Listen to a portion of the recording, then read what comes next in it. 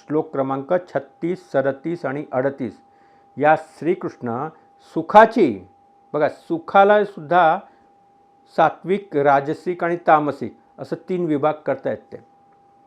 म्हणजे जे सुख सुरुवातीला विषासमान असतं परंतु शेवटी अमृतासारखं गोड लागतं, अशा सुखाला सात्विक सुख म्हणतात.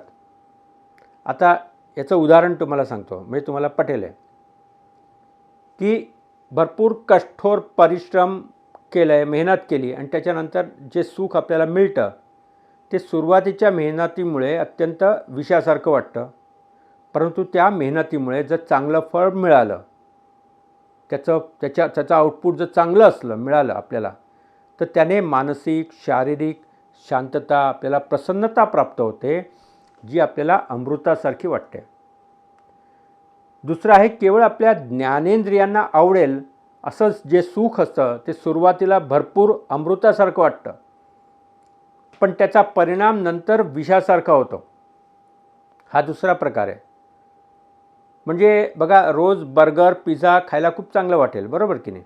ज्ञानेंद्रियांना ते खूप आवडणार, जिभेला आवडणार, पण नंतर त्याचा परिणाम शरीरावर अनेक रोगांना आमंत्रण दिल्याने वाईटच होतो. अशा सुखाला आपण काय म्हणू शकतो? राजसिक सुख.